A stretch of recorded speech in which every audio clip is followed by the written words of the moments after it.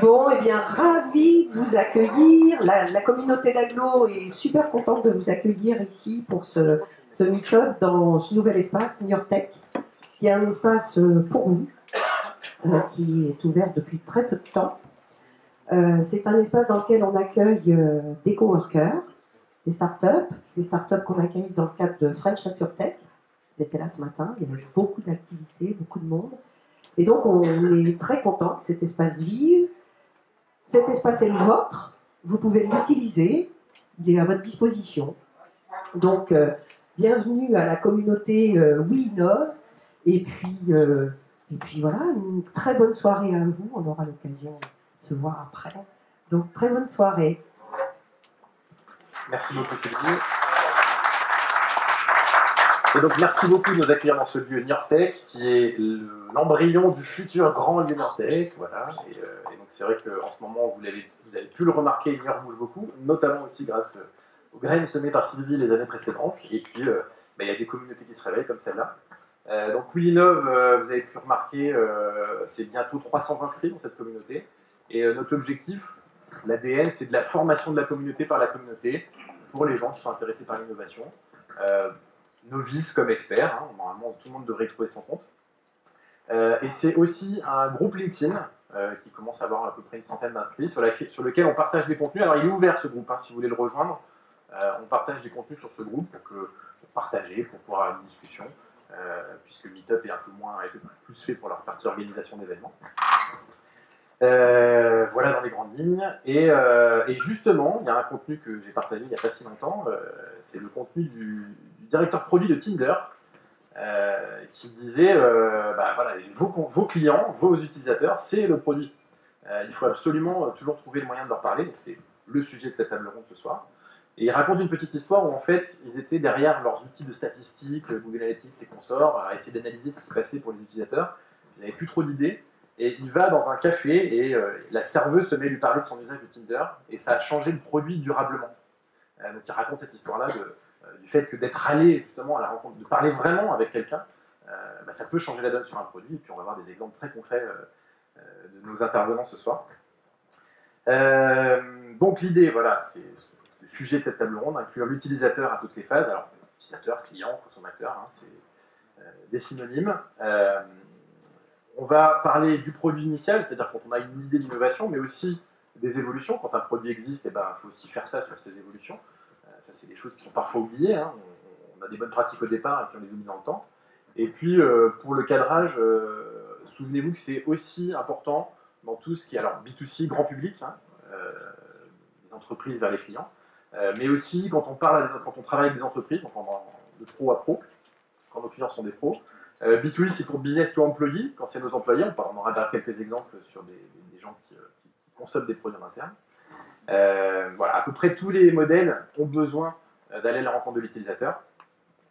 Et je vous avais mentionné lors du meet-up précédent les méthodologies justement auxquelles on fait régulièrement appel pour les innovations. Alors, on va pas en refaire le détail.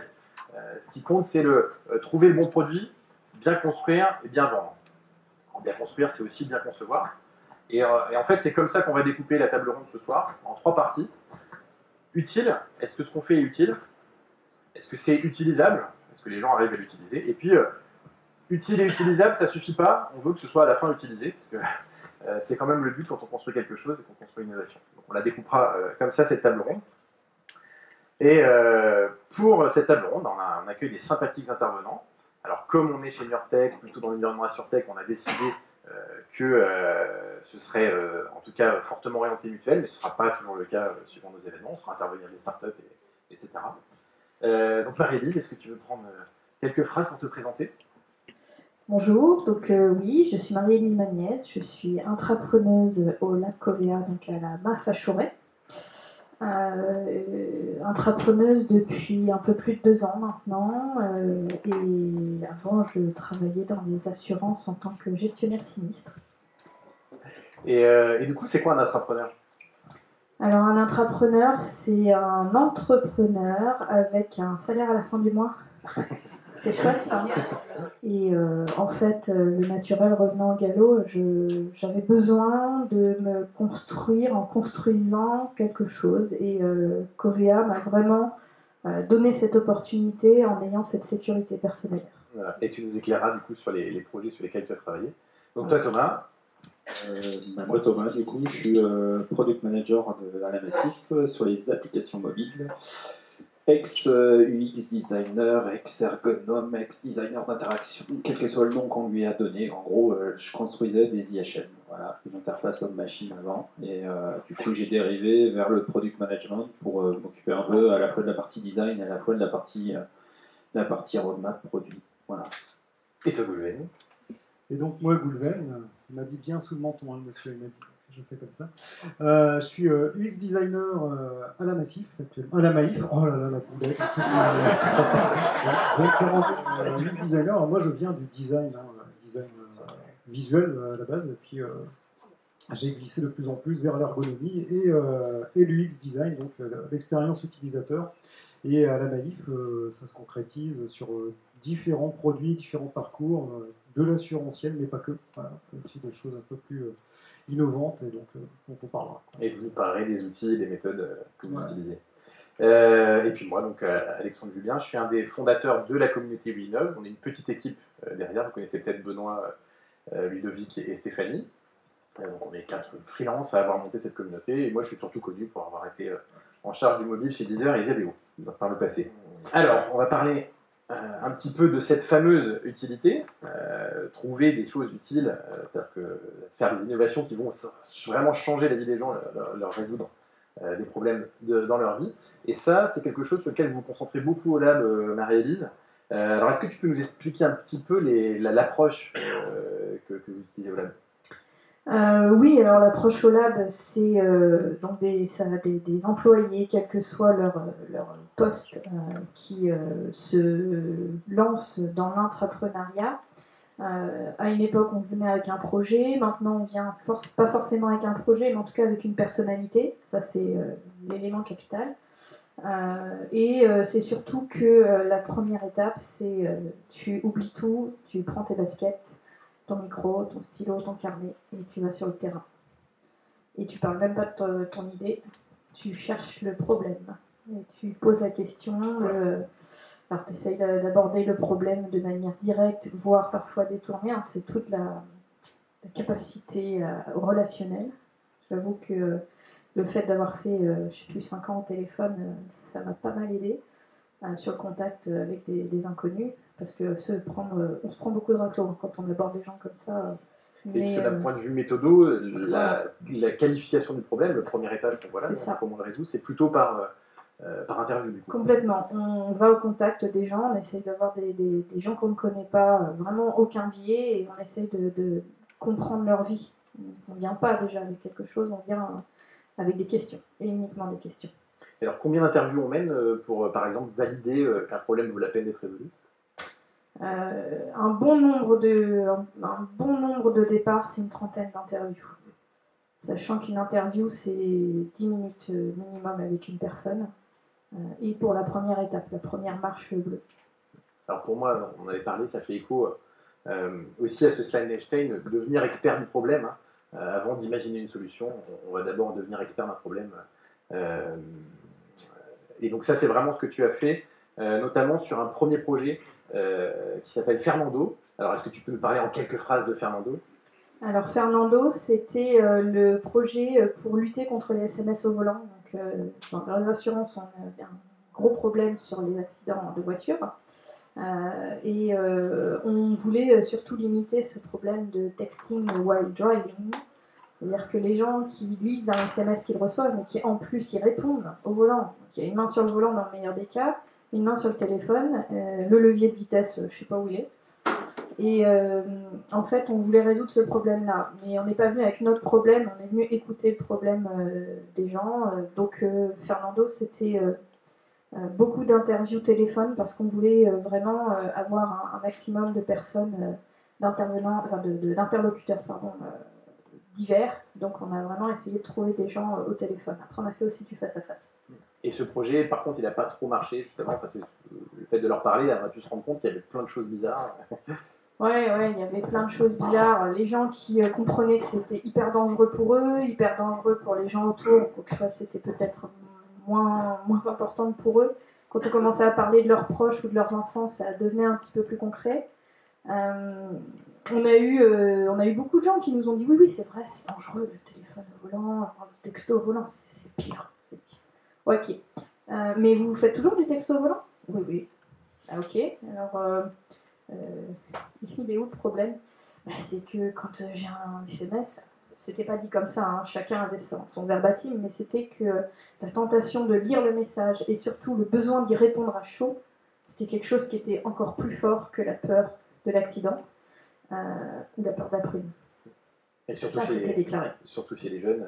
Et ce qui était intéressant dans ce que tu m'as raconté, c'est que d'autres méthodes n'auraient pas permis de sortir ces sujets un peu illégaux, parce que focus groupe, les gens seraient pas arrivés de succès. Alors la conclusion quand même de Fernando, vous étiez arrivé à une conclusion assez intéressante qui s'est confirmée par la suite. Oui, alors c'est sûr qu'on avait parlé avec les gens sur ce SMS roulant et qu'il fallait un petit peu lien de confiance pour qu'ils nous avouent quand même quelque chose de complètement illégal. Mais en fait, la conclusion, c'était que ça ne devait pas venir d'un tiers, pas d'une assurance, mais il fallait que ce soit déjà embarqué sur les téléphones des gens. Donc il faut que Google, avec son système Android ou Apple, s'y mette sur iOS. Et c'est ce qui s'est passé 3 mois après. Vous aviez prédit un peu ce qui allait se passer dans cet univers. Ouais. Alors l'autre projet sur lequel tu as travaillé, c'est My Village. C'est ça, c'est My Village. Donc c'est un projet qui est à l'origine pour lutter contre les cambriolages. On pourrait parler de plein d'initiatives qui existent déjà, mais en effet, les écoutes clients qu'on a fait, c'est que c'était un verbatim. Pour le coup, je vais redire mot pour mot ce qui a été dit. La seule solution, c'est de s'aider entre voisins. Est-ce que c'était plutôt des questions ouvertes du coup lors des interviews C'est ça, c'est des questions ouvertes, les interviews. C'est bonjour, comment vivez-vous le cambriolage, mais quand vous partez en vacances, qu'est-ce que vous faites? On essaye d'aller sur les expériences concrètes de nos utilisateurs. Et alors du coup, qu'est-ce que ça a inspiré pour le projet, ces récoltes de... Au début, nous, on était partis sur une idée d'alarme connectée. Les écoutes clients nous ont donné l'objectif que, en fait, c'était pas du tout ça, c'était vraiment l'entraide entre voisins. On est parti sur la levée de doute. Quand on pense qu'on est cambriolé, la police n'intervient pas tant qu'on n'a pas la certitude qu'on est cambriolé. En fait, c'est ça. Et il faut donc faire ce qu'on appelle une levée de doute. Il faut que quelqu'un aille chez vous, ou que vous ayez une caméra dans l'air des mondes, mais c'est rare, pour confirmer qu'il y a bien eu ou qu'il y a bien un cambriolage en cours. Et là, à ce moment-là, la police intervient, la police ou la gendarmerie. Et on s'est dit, ok, cool, la levée de doute, on va la faire entre voisins, vu que les gens attendent ça de leurs voisins. Et dans les faits, c'était pas vraiment le cas. On va parler tout à l'heure des découvertes sympathiques qu'il y a eu sur ce projet.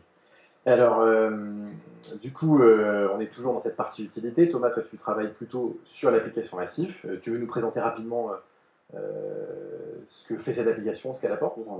Grosso modo, ça permet à un utilisateur de consulter l'ensemble des contrats qu'il a à la Massif et de les gérer depuis son mobile. Voilà. Avec tout l'écosystème qu'un assureur doit proposer, des appels d'assistance, trouver un réparateur agréé, consulter ses remboursements santé, envoyer des chèques, parce que la Massif est une banque, envoyer des chèques et savoir comment il faut faire. Enfin, voilà, tout l'écosystème. De manière générale, d'un assureur un peu plus généraliste que mon concurrent à droite. Et ce qui est intéressant, c'est que vous êtes aussi une banque. Ce qui fait de votre app. Massif, c'est 5,5 millions de sociétaires, tout confondu, assurance, banque, assurance vie, santé, etc. Nous, on a une particularité sur l'appli, c'est qu'aujourd'hui, l'appli, on a à peu près 230 000 utilisateurs actifs à un instant T, et dans ces 230 000 utilisateurs actifs, on a 80% qui sont de la banque, qui représentent 100 000 clients de la Massif. Donc on a beaucoup de gens qui sont de la banque, qui ne représentent pas du tout le portefeuille qu'un sociétaire qu'on connaît chez un sociétaire. Ce qui fait qu'on a une particularité par rapport au reste de l'écosystème Massif, c'est que on doit assurer avant tout ce que l'utilisateur est venu chercher, donc la récurrence d'usage sur la banque, donc des services bancaires chez un assureur. Comment vous faites du coup pour mêler, pour trouver justement des fonctionnalités à concevoir? Tu m'avais parlé d'un atelier un peu particulier. Un atelier particulièrement qu'on a mené à plusieurs reprises, c'est un atelier qu'on appelle un buy a feature. Alors c'est assez bébête comme méthodo, c'est basé sur 3 étapes. Une étape classique de brainstorm que vous avez sans doute connue, proposer des idées. L'idée, c'est d'être créatif. Voilà. On ne se limite pas, on est créatif, on balance des idées, qu'elles soient réalisables ou pas réalisables, c'est pas le sujet en fait. Donc on lance des idées. Donc, vous pouvez le faire avec ou sans les clients, globalement, c'est mieux avec. Et vous, en fait, vous créez des idées sans vous censurer. Une fois que vous avez fait cette partie de brainstorming, en fait, l'idée, c'est de créer des fiches autour de ces idées où vous allez mettre à quoi va servir l'idée que vous avez eue, quelle fonctionnalité, quelle valeur elle apporte au client, lui donner une valeur et essayer de décrire au maximum à quoi ça va servir. Vous avez des espèces de micro-fiches produits en fait, qui vont décrire, depuis mon application mobile par exemple, je dois trouver en temps réel ma dépanneuse. Donc ça veut dire quoi, trouver en temps réel ma dépanneuse? Ça veut dire que la solution que je propose, c'est je viens d'avoir un crash avec ma voiture, je suis dans un moment hyper de stress parce que ma voiture elle est sur le bas-côté, je suis en train d'emmerder les 48 passants qui sont derrière moi, qui sont en train de klaxonner parce qu'ils ne peuvent pas passer en voiture. Et donc je suis en situation de stress et j'ai envie par exemple de savoir où on est d'appeler mon dépanneur, de savoir quand est-ce que la dépanneuse elle part, de pouvoir la suivre pour me rassurer et savoir quand est-ce qu'elle va arriver. Donc ça c'est une des fiches produits, donc vous décrivez tout ça sur la fiche produit, vous lui donnez une valeur, et après, vous donnez ça à des utilisateurs ou des clients, quel que soit le nom que vous lui donnez, et vous lui donnez de l'argent. Donc, ça paraît bête, mais une fiche vaut par exemple 1000, et vous lui donnez que 800. Et donc, vous avez 10 utilisateurs autour de la table qui doivent se mettre d'accord pour acheter ou pas les fonctionnalités que vous leur proposez. En fait, le jeu, c'est qu'une fois que vous mettez de l'argent... Un jeu Monopoly, en fait. Ouais, c'est une sorte de Monopoly. Une fois que vous mettez de l'argent, en fait, vous allez vous rendre compte que vous n'allez pas investir forcément en disant celle-là, de toute façon, je la veux, celle-là, je la veux, celle-là, je la veux, parce que vous ne pouvez pas. Donc vous êtes obligé de rationaliser les achats que vous êtes en train de faire comme vous le faites dans la vraie vie. Hein. Et c'est ça l'idée, en fait, c'est d'arriver à la fois, en fait, à ce qu'il y ait une diffusion de groupe, en fait, à les faire parler autour de la fonctionnalité que vous êtes en train de lui proposer, et en fait que le groupe se mette d'accord, entre guillemets, pour acheter telle fonctionnalité ou pas telle fonctionnalité. Donc vous allez pouvoir savoir, en gros, si tout le monde se met à acheter la fonctionnalité, ils vont investir très peu, et vous vous dites, ah, j'en ai quand même 10 autour de la table qui sont d'accord pour acheter un seul truc. Donc celle-là, même s'ils se mettent à 10 et qu'ils investissent très peu, en fait, ils sont tous d'accord. Il y en a un qui peut flamber, se dire, celle-là, moi je l'achète cash, voilà, c'est fini parce que c'est celle qui m'intéresse le plus. Et alors, vous avez eu des utilisateurs qui ont hacké le système? Ouais, en 2018, avoir une application qui ne fait pas de push notification, vous oubliez même pas que vous ne pensez même pas que je vous donne un centime dessus, c'est à vous de le faire, c'est pas à moi de le faire. Ce qui n'est pas du tout dans les règles, hein, normalement.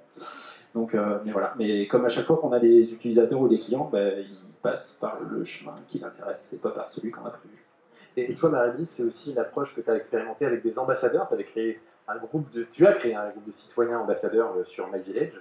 Oui. Et tu as fait aussi ce genre de démarche en quelque sorte. Complètement. Alors moi, j'ai pas fait avec des faux billets Monopoly. Pourtant, j'adore le Monopoly. J'ai fait avec un système de points qui permettait de voter pour ces deux premières fonctionnalités qu'on voulait ajouter. Et du coup, on cumulait des votes sur certaines fonctionnalités. Plus il y avait de votes, plus la fonctionnalité était celle qui était souhaitée. Alors, tu as aussi aparté, pour faire ce genre de choses, parfois ce qui est compliqué, ou pour faire des interviews, ce qui est compliqué, c'est le sourcing, trouver les bonnes personnes. Et là, tu as dû trouver parfois des choses un peu particulières. Est-ce que tu peux nous raconter comment tu as trouvé à sourcer, notamment, je crois que c'était des gens non technophiles que tu cherchais? Le projet MyVillage, c'est une application, donc forcément, il faut être un petit peu appétent sur les téléphones, sur installer une application, créer un compte. J'avais sourcé mes premiers avec Facebook, donc pareil, ils étaient un peu appétents sur la technologie, les réseaux sociaux, la technologie moderne, mais j'arrivais pas à toucher les plus de 65 ans, les seniors.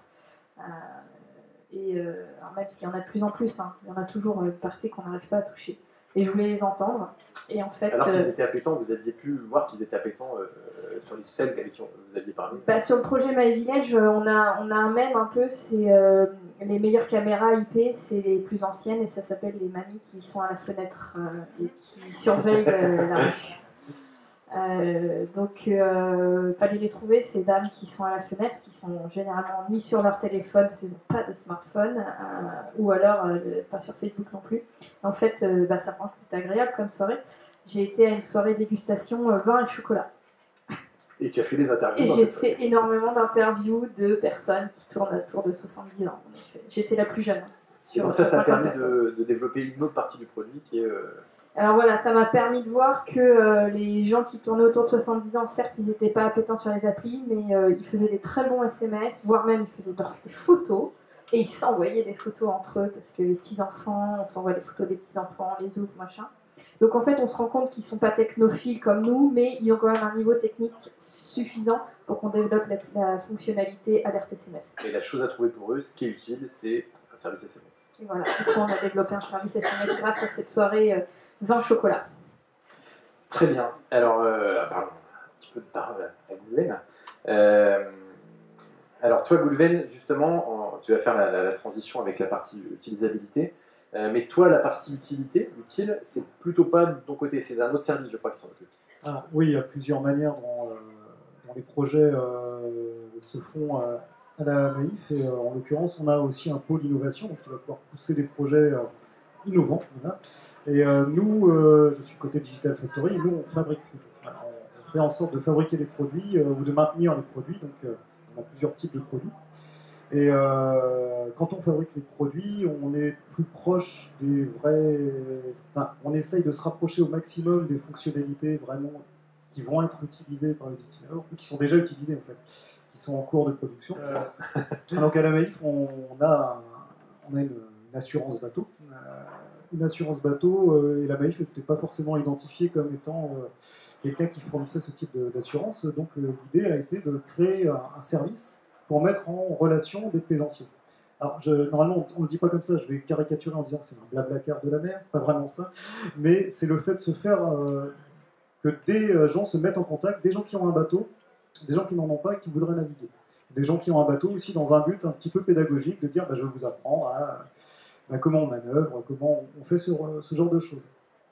Donc ça, c'est un service qui a été lancé il y a un an, on a fait les 1 an il n'y a pas très longtemps. Et toi, la Digital Factory, vous travaillez plutôt donc, sur l'utilisabilité, ouais. Et tu nous as partagé, c'est sympa, des maquettes interactives, alors vous pouvez voir, elles sont animées. Voilà. C'est le genre de choses que vous construisez pour voir avant de construire. Oui, disons que nous, on est moins dans une phase exploratoire, qu'on le fasse aussi, mais plus dans une phase concrètement, qu'est-ce qu'on va présenter frontalement sur l'application, sur le site web, comment ça va être utilisé, quels sont les boutons qu'on va cliquer, quels sont les curseurs qu'on va pousser dans le formulaire. Et alors, du coup, ces maquettes, vous ne les gardez pas que pour vous? Non, c'est ça. L'idée de faire, parce que là, c'est des prototypes, en fait, ce qu'on appelle des prototypes. Ce sont des prototypes navigables, on peut naviguer dedans, ils ne rendent pas tout le service du produit final. Alors, on peut aussi pousser jusqu'au service final, mais l'idée, c'est plutôt de dire est-ce qu'on est bon ou est-ce qu'on n'est pas bon sur ce parcours-là? Est-ce que les gens comprennent bien que s'ils cliquent à cet endroit-là, ça va générer une prise de rendez-vous, ou en tout cas une validation, voilà, ce genre de choses. Donc ça, c'est des maquettes fonctionnelles, ce qu'on appelle des prototypes, qui peuvent être testés de plusieurs manières. C'est-à-dire qu'on peut les tester directement, on va dire ce qu'on appelle en guérilla testing, c'est-à-dire on prend son sac à dos, on va aller chercher des utilisateurs dans leur lieu d'utilisation, et on va essayer de recueillir un feedback en disant alors voilà, je vous regarde juste, faites, moi je vous guide pas, voilà, on essaye d'observer le plus finement ce qui se passe. Et puis quand les gens, apparemment, ils ont cliqué 3 fois sur quelque chose et que ça ne donne pas ce qu'ils voulaient, ben là on se dit, on s'est peut-être un peu planté, donc on corrige. Après, il y a d'autres manières de tester ce genre de prototype, c'est de passer par des services qui vont l'adresser à beaucoup plus de monde. Alors, on va faire de plus, mais bon, là, il y a des services qui proposent d'adresser votre prototype avec un protocole de test assez précis à une cinquantaine, une centaine ou de 1000 personnes, qui vont être chez eux, tranquilles, dans leur canapé, et qui vont regarder votre application. Ils ont préchargé une sorte de petit logiciel qui va les filmer, et qui va enregistrer leur voix. Et on leur dit, votre action est, par exemple, de réserver une sortie sur navigation accompagnée, ou de souscrire à une assurance voiture par ce parcours assez court. Et avec ces feedbacks-là, on va ensuite nous travailler, voir des zones de friction, on appelle des zones de friction, les zones de réussite par rapport au parcours. Et alors du coup, ce que tu nous mentionnais avant, ça se passe aussi parfois en lab, en test utilisateur. C'est ça. Alors là, voilà, c'est plutôt la grosse artillerie, donc c'est-à-dire que là, c'est du test en laboratoire. On a une vitre sans teint, comme au FBI, pour faire les interrogatoires, pour faire très peur. C'est-à-dire que, en fait, l'idée, c'est de mettre les gens dans un contexte quand même de test qui ne soit pas trop anxiogène, Donc, on a un accompagnateur ou une accompagnatrice à côté qui va juste guider le test en disant voilà, maintenant on va essayer ce parcours-là. Et on a quelqu'un qui est dans une pièce à côté qui filme, qui va lui, ou elle en l'occurrence, regarder plutôt des choses plus fines au niveau de l'ergonomie, des réactions physiologiques. Enfin, je vais un peu loin, mais c'est de se dire là, apparemment, la personne. Enfin, sur une application mobile comme celle dans cet exemple, on va observer est-ce que les gens attendent, etc. Et ton truc de fou sur la vitesse perçue, là, c'est sorti lors de ce type de travaux? C'est sorti sur des tests utilisateurs. Alors, raconte. Ouais, tout à fait. Alors, c'est vrai que quand on fait du web ou de l'application, on a une obsession en général, hein, aussi bien en termes d'UX que pour les développeurs, c'est la performance. C'est-à-dire, quand je parle de performance, c'est pas forcément que ça transforme bien, mais c'est que ça aille vite. On n'aime pas attendre devant les interfaces, on est tous d'accord. Voilà. Pas du tout devoir attendre parce que ça charge. Qui est d'accord qu'on veut que vous soyez sur Internet? Voilà. Ok, bon, ça c'est ce qu'on croit en tant que Voilà, et en fait, si vous aimez attendre. Alors, ce qui s'est passé, ce qu'on a observé, on avait un parcours conversationnel, c'est-à-dire que on peut, en répondant à un petit bonhomme naïf, vous le connaissez, ses petits yeux et tout, avoir une assurance. Là, c'était sur un parcours assurance habitation. On répond à un certain nombre de questions et la personne, enfin le petit robot, c'est plus ou moins un bot, il va nous donner un tarif en disant par rapport aux réponses que vous m'avez données, voilà le meilleur tarif que je peux vous adresser. Et il se trouve que techniquement ça marchait assez bien. Et on a constaté dans les tests utilisateurs que le temps d'apparition du résultat était trop court. Parce qu'en fait, l'utilisateur se dit légitimement, il n'a pas pu calculer aussi vite. Il faut l'exprimer en fait. Voilà, il y a un truc qui ne va pas. Voilà, c'est ça. C'est mettez un peu plus de temps pour me prouver que vous avez bien réfléchi à mon cas particulier. Alors que nous, derrière, la mécanique, c'est la même, en fait. Mais du coup, voilà, on est dans le détail, on a pu freiner un petit peu à ce moment-là, freiner à certains endroits pour dire, là, il ne faut pas que ça réponde trop vite, parce que sinon, ça génère une sorte d'effet inverse de ce qu'on pourrait penser. Et il y a vraiment de la psychologie, en fait, derrière toutes ces méthodes. Il faut vraiment rentrer dans la tête des gens et comprendre ce qu'ils Alors après, c'est vrai qu'ils comprennent. Quoi. On peut, une fois qu'on le sait, on va porter attention à ça sur de prochains parcours. Et peut-être qu'on découvrira que sur d'autres parcours, il vaut mieux pas mettre ce petit temps de latence qui est de l'ordre de demi-seconde, hein, mais c'est juste. C'est beaucoup de sagesse, c'est partir du principe qu'on ne sait rien et qu'il faut expérimenter avec les utilisateurs. Ce qu'on sait dans un contexte n'est pas forcément vrai dans un autre. Super. Alors du coup, les tests d'utilisabilité, c'est aussi ton dada, Thomas. Tu m'avais mentionné un exemple, vous êtes un peu jusqu'au boutiste sur les prototypes. Moi, sur les prototypes, nous, on aime bien aller jusqu'à tester l'interaction fine. C'est-à-dire que tout à l'heure, sur la planche d'avant, vous aviez un truc, un bouton, vous cliquiez, hop là, les deux champs ils passaient en vert, etc. Et nous, on aime bien tester quand même que quand l'utilisateur passe d'un truc A à un truc B, une question, lui le laisser saisir et pour voir comment il va se comporter. Simplement, en fait, ça permet de dérouler à la fois, de valider qu'il a bien lu les questions, parce que sinon, il peut cliquer assez vite en disant suivant en bas à droite, il faut que j'ai compris que je peux cliquer en bas à droite, je passe la page, je ne regarde pas. Donc il peut saisir dans les champs, il peut s'amuser, quand il clique sur la liste déroulante, il voit le contenu de la liste déroulante. Et ça permet globalement, en fait, ça permet de tester à la fois l'utilisabilité, toujours un mot compliqué à dire que ce soit en français ou en anglais, à la fois l'utilisabilité et aussi à la fois comment il va percevoir des trucs qui sont bêtes et méchants et qui rentrent dans l'utilisabilité, mais comment est-ce qu'il perçoit les questions, est-ce qu'il comprend les questions, comment est-ce qu'il perçoit les réponses. Et t'as une petite histoire rigolote là sur... Ouais, un test qu'on fait sur notre devis habitation, on fait comme Goulven l'a dit, on fait venir des gens. Alors, on n'avait pas de vie de Santin nous, mais c'est exactement le même protocole. On demande à des gens, ben voilà, vous venez, vous allez déménager dans pas longtemps. Bonne nouvelle, vous emménagez à tel endroit, la maison fait 140 mètres carrés, il y a 4 chambres et vous voulez l'assurer. Voilà, c'est ce qu'on demande à l'utilisateur et il doit se débrouiller. Donc il arrive sur la page de massif.fr, il commence son devis, il trouve un nouveau devis, il passe, étape 1, c'est quoi le bien, étape 2, où est-ce que c'est l'adresse, étape 3, quel est son contenu. Et là on a une question bête, quelle est la valeur du mobilier. Donc vous voyez les utilisateurs, quelle est la valeur du mobilier, bam, 250 000 €. Suivant. Je sais pas pour vous, mais moi à la maison, je n'ai pas 250 000 € dans la maison. Donc normalement dans un test utilisateur, on le laisse faire. On va jusqu'au bout, on ne l'interrompt pas, parce que lui ne s'est pas rendu compte en fait. C'est vous, quand vous êtes devant votre ordinateur, il n'y a personne qui veut vous faire. Là c'est pas bon, là. Donc normalement, vous le testez. Mais là, quand on voit, on était deux à faire les tests dans deux salles différentes, et on a échangé avec mon collègue quand on était en train de le faire. On a interrompu quand même en se disant, pardon, mais je vais vous demander de revenir sur l'écran d'avant. Pourquoi vous avez mis 250 000 euros? Bah, parce que je pense que c'est à peu près ce que j'estime avec mon notaire. Enfin, je ne l'ai pas contacté, il faudrait que je le contacte, mais je pense que c'est à peu près la valeur de la maison. Et en fait, vous vous rendez compte que le cerveau, qui est une machine de guerre foudroyante, il est incapable de différencier le mot immobilier, que vous comprenez, du mot mobilier. Et du coup, ça paraît bête et méchant, mais avant la mise en prod, ben, globalement, on a juste changé le libellé pour rajouter ce que c'était du mobilier, donc le contenu de la maison, le congélateur, l'équipement multimédia, juste pour l'accompagner. Juste sur la base du test, en fait, on avait 6 personnes sur 10 ce jour-là qui se sont trompées. Donc ça fait... éloquent. Ouais, c'est assez, voilà, c'est assez bluffant. Enfin, vous avez 6 personnes qui se bourrent. Et du coup, en changeant un mot, on change le produit. Et en changeant un mot, du coup, on change d'utilisabilité, on change aussi, en parlant de performance, on change de la performance commerciale du truc, parce que si vous avez que des gens qui se plantent et qui arrivent sur la dernière page, ouais, mais non, à 250 000 euros, le moteur, il est performant. Il va vous calculer un tarif, on ne sera pas compétitif.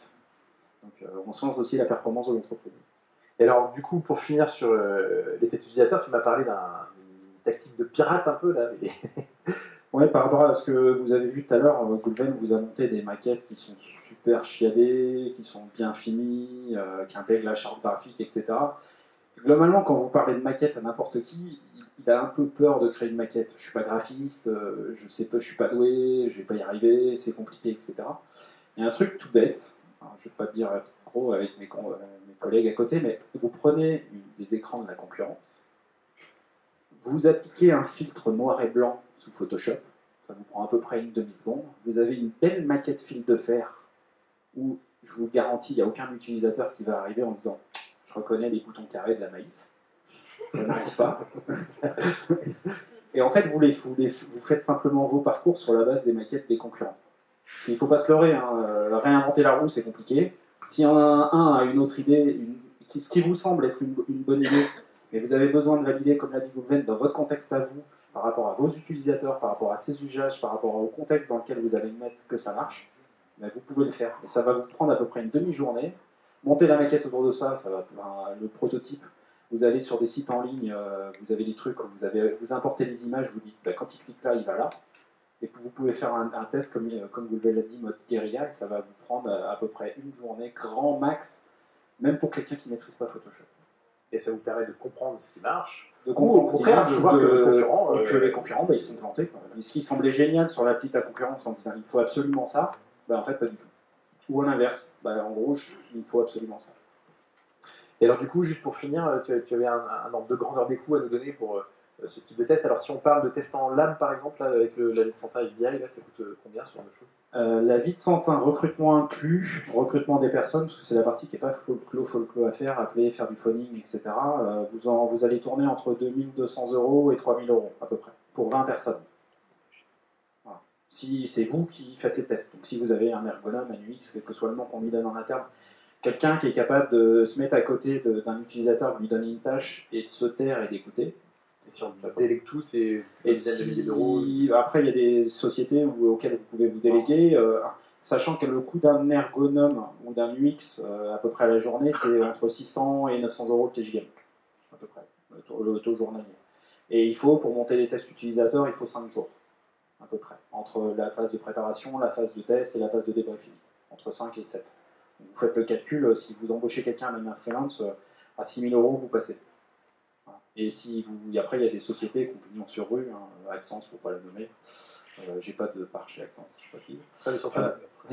Mais qui sont très connus dans le domaine, qui sont quand un peu le lead français, vous allez tourner à peu près à 15 000 €, les tests clés en main, vous leur dites voilà ce que je veux faire, voilà mes résultats. Avec de l'expertise. Avec de l'expertise. Beaucoup éventuellement de passer par là. Et vous avez ce qu'on voit, la partie importante, c'est que là, dans le cadre de l'image qui est présentée ici, c'est que vous avez quelqu'un qui note, qui est derrière la vitre. Mais vous avez aussi dans n'importe quel test utilisateur la possibilité de venir derrière la vie de Santin et juste d'écouter. Et vous verrez que juste en écoutant, on apprend à la fois sur l'utilisabilité, j'arrive pas à cliquer, mais l'utilisateur parle. Et c'est ce qu'on lui demande aussi de parler. Et en fait, il nous raconte beaucoup de choses qu'on n'avait pas prévues dans le cadre du test, mais qui sont énormément pertinente et importante pour la suite en fait. Donc il va vous donner des idées, il va vous donner des choses que vous n'aviez pas prévues. Voilà. Et nous on a eu quelqu'un qui nous a suggéré de faire un Uber pour les chiens. C'était pour la fin, ça. Tu nous racontes. Non, j'en ai une deuxième. Et il y a une autre méthode que vous utilisez, vous, Goulven, qui est le tri par carte. Alors, vous l'utilisez aussi, Thomas. Est-ce que, Goulven, tu peux nous présenter rapidement ce que c'est que le tri par carte, du coup? Oui, donc c'est somme toute un peu la même méthodologie aussi que le buy feature, hein, sauf qu'on n'a pas forcément cette notion de coût, d'arbitrage par le groupe. Le tri par quatre, c'est de dire, voilà, imaginons, on va brainstormer sur toutes les fonctionnalités qu'on pourrait vouloir. Si on parle de fonctionnalités, on peut trier plein d'autres choses par carte. On peut trier sa liste des courses en famille, je vous invite à le faire, ça marche très bien. Pour prioriser, est-ce que vraiment on doit prendre telle marque de nouilles? Et l'idée ensuite, c'est une fois qu'on a toutes ces cartes, alors le post-it s'y prête très bien, encore une marque, désolé, le papier autocollant Amovips, voilà, notre positionnable s'y prête très bien. L'idée, c'est d'attribuer toutes ces fonctionnalités, toutes ces idées, alors on peut avoir plusieurs critères, hein, du tri par carte, ça peut être est-ce que c'est faisable dans une croix, on va dire, est-ce que c'est désirable, est-ce que c'est faisable, est-ce que c'est coûteux, est-ce que c'est anecdotique.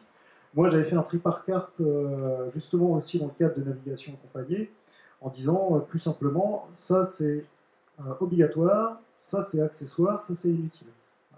Alors, je peux parler du contexte du coup de cet atelier-là, c'était intéressant parce que navigation accompagnée est un produit qui s'adresse aux particuliers.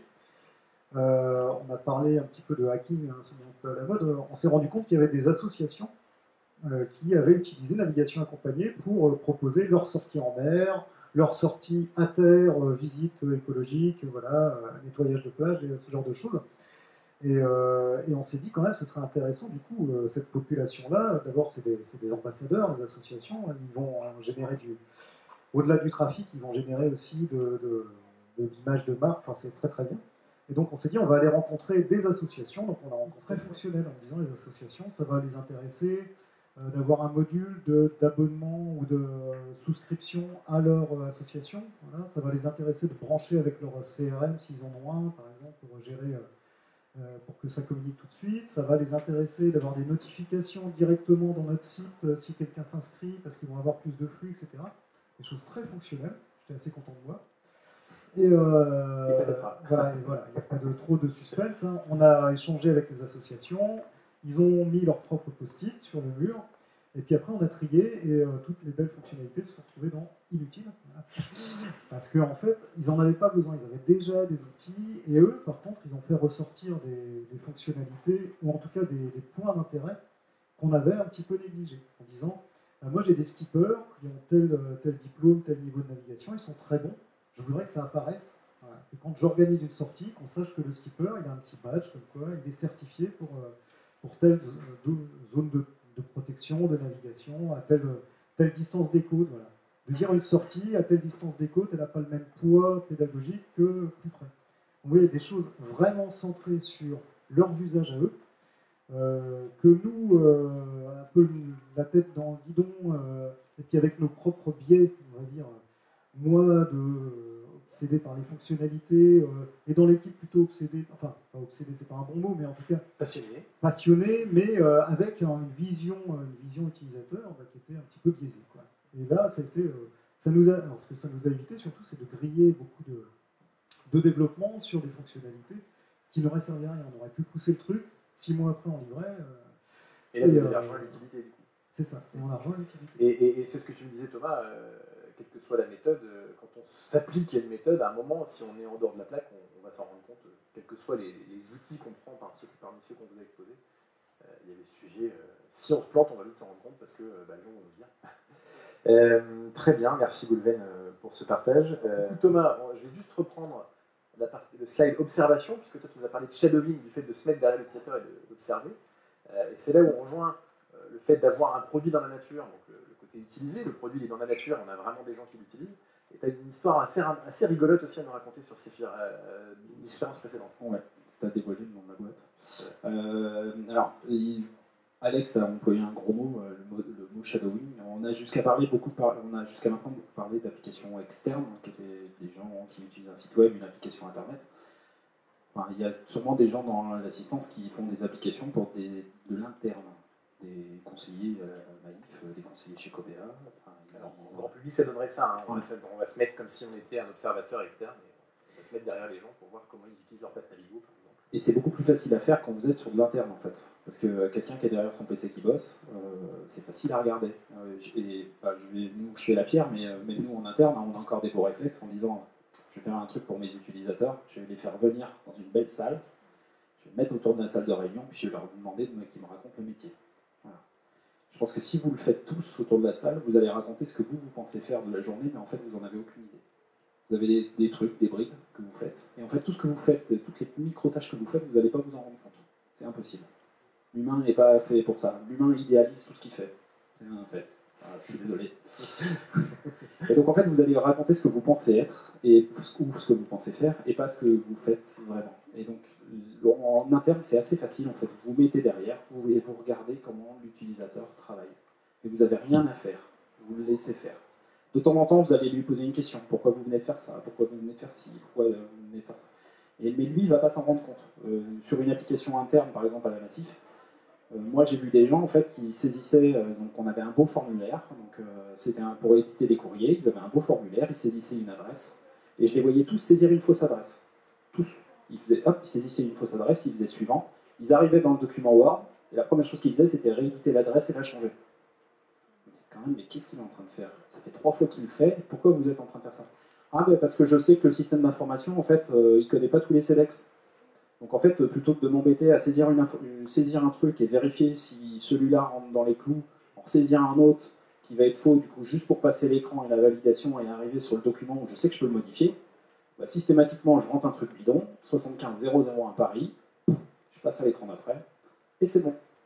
Et en fait, ça, si vous le mettez autour d'une table, il y a 99,9% de chances qu'ils s'en rendent jamais compte. Parce qu'ils le font machinalement 15 fois par jour, et vous ne pouvez pas le faire. Et donc, corriger juste ce petit truc à se dire, il faut soit que mon système soit permissif. C'est un peu compliqué dans une assurance de dire que le système doit être permissif.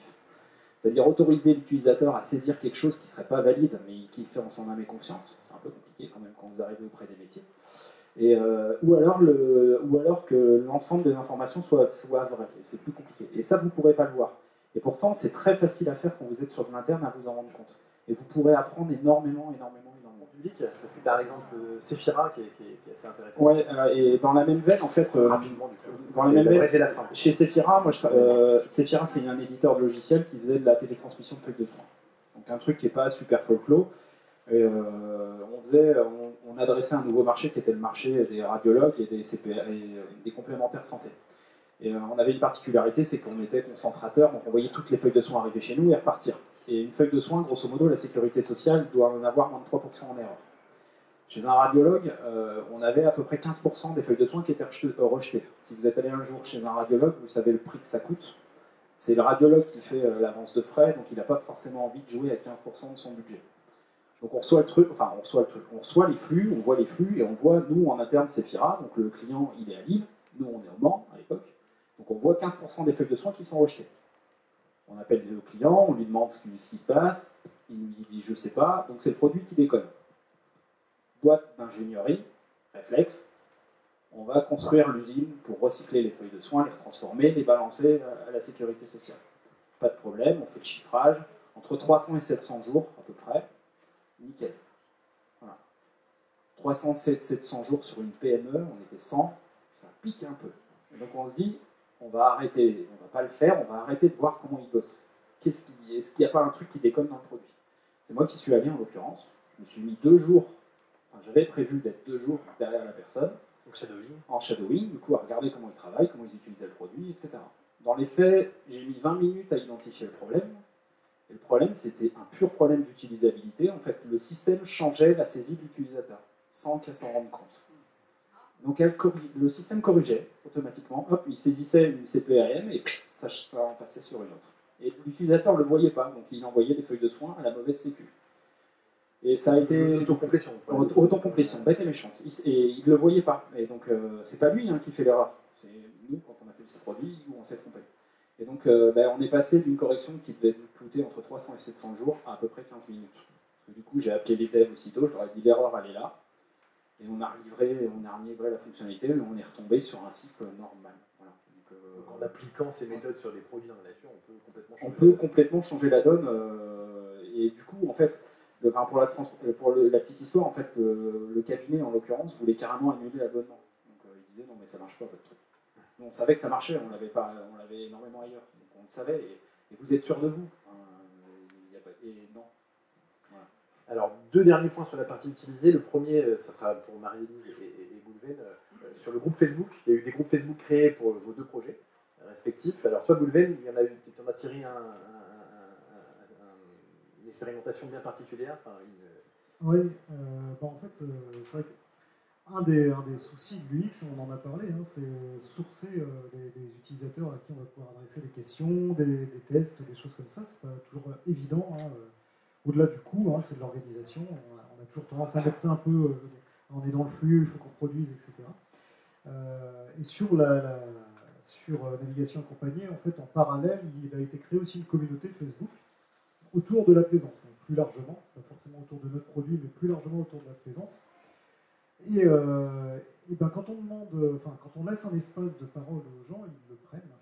Ils ne le prennent pas forcément toujours pour nous faire des retours positifs, mais en tout cas, ils nous font des retours circonstanciés par rapport à leurs usages. Et on a eu en particulier un utilisateur un peu poussé qui assez rapidement sur la communauté Facebook, d'abord il s'était inscrit sur navigation accompagnée, il a créé 4 ou 5 sorties, ce qui est plutôt, ça voulait dire qu'il avait envie. Et puis peu de temps après sur Facebook, il nous a envoyé un message, alors, il a été très correct, il a envoyé le message à minuit très énervé, qui était un message plutôt, il y a de ça qui va pas, vous êtes vraiment... voilà, et puis en fait il l'a édité, il l'a caché, et après il nous a envoyé le message en MP. Sympa. Mais tous ces retours, on n'a pas tout gardé, mais il y avait beaucoup de retours qui étaient quand même très pertinents, des choses qu'on n'avait pas perçues. Donc du coup, on a décidé... Et toi, Marie-Élise, ça a permis carrément d'identifier un besoin qui n'était pas identifié clairement. Oui, sur un des groupes que j'anime, en effet, on nous a demandé une fonctionnalité où les gens pouvaient remonter une alerte qui n'avait rien à voir avec le cambriolage d'ailleurs. Mais on a fait un peu comme Goulven, on a laissé le champ de parole beaucoup plus large que ce que nous on voulait dans notre produit et dans notre intérêt assureur, pour justement laisser la parole libre. Et en fait, la parole libre, ils s'en sont emparés à une vitesse impressionnante et à une puissance impressionnante. On a eu un usage de quelqu'un qui a lancé une alerte parmi d'autres et qui en fait a entraîné beaucoup d'autres alertes derrière. Donc les gens ont lancé des alertes sur le groupe Facebook et non pas sur notre appli. C'est quand même terrible. Et en plus, c'était une alerte pour un chien égaré, avec la photo du chien évidemment. Alors qu'est-ce que ça veut dire d'un point de vue produit? Ce qui est intéressant derrière, c'est que... Alors voilà, quand on a un peu creusé cette première alerte et celles qui ont suivi, je suis repartie en interview. Hein, et en fait, on m'a dit, bah oui, mais en fait, l'appli, on voudrait qu'on puisse envoyer, nous, des alertes sur nos animaux et autres, mais beaucoup des animaux, et on voudrait envoyer des photos. Et du coup, c'est là où l'usage est apparu alors qu'on n'avait pas détecté ça. C'est ça, on n'avait pas ces remontées-là spontanées parce qu'on interrogeait les gens sur le cambriolage, pas sur leur chien perdu. Et ça leur semblait logique en fait. Voilà, c'est quelque chose qui est venu spontanément. Il y a eu un premier chien, un deuxième chien, un chat, 3 chiens, un chien trouvé, un chien perdu. Et en fait, on se rend compte que c'est quelque chose que les gens veulent vraiment parce que c'est beaucoup utilisé et ça amène beaucoup de réactions. Facebook a beaucoup cette possibilité-là aussi.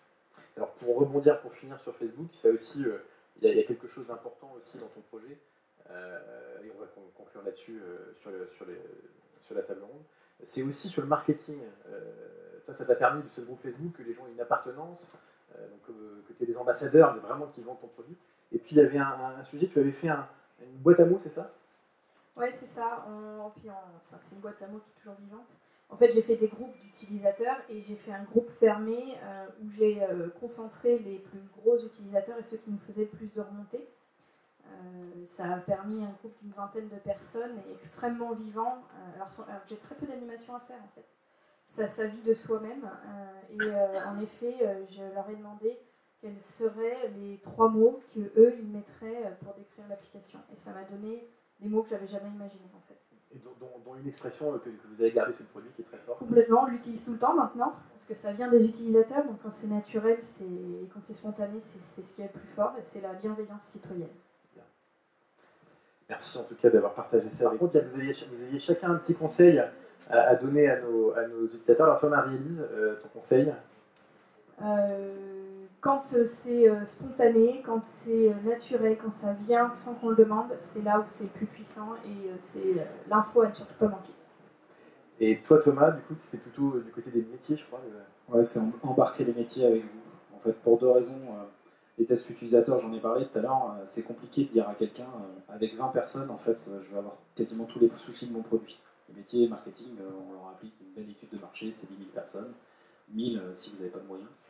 Et quand vous arrivez avec 20 en disant que j'ai identifié 80% de mes problèmes, c'est un peu compliqué. Et le deuxième sujet sur embarquer les métiers, c'est aussi tout ce que vous apprenez derrière la vie de Santin. En fait, si les gens ne sont pas derrière la vie de Santin, ben, vous devez leur expliquer.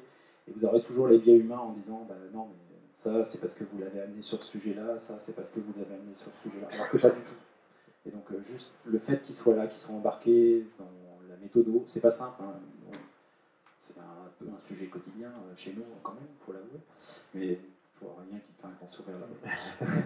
Mais c'est pas simple, mais il faut absolument le faire, sinon vous allez tout le temps lutter. Alors, ce qui est rigolo, c'est que le conseil de Beauvais est quasiment en phase. Oui, on n'est pas loin. Ouais. Vous n'êtes pas concerté, mais. Effectivement, oui, c'est. Faut, ce que j'avais marqué, je triche, hein, j'ai mon pense mais c'est ouvrir les chakras aux autres métiers, les autres métiers avec lesquels on travaille. Tu avais une petite histoire. J'ai une petite histoire, oui, par exemple. Très courte, parce qu'il fait très chaud. Sur des histoires de connexion aux différents espaces naïfs, on avait des soucis de mots de passe. Et pour gagner un peu de temps là-dessus, on a eu l'idée d'aller voir des gens qui étaient au téléphone avec les clients, en fait. Donc, ils sont nos voisins de bureau, même si c'est un peu grand, la Naïf. Bon, c'est pas tout à fait nos voisins de bureau, mais on a fait quelques bâtiments avec mon product owner et mon collègue, et on a passé 1 heure à discuter avec les gens, et ils nous ont expliqué très clairement ce qui se passait là, dans des retours comme ça, des gens, voilà, ce qu'ils font, ce qu'ils nous disent, ce qu'ils ont saisi dans leur mot de passe. On a compris plein de choses qu'on pouvait imaginer, mais pas avec cette précision. Je pense qu'on peut remercier nos intervenants. Je vous invite à les applaudir.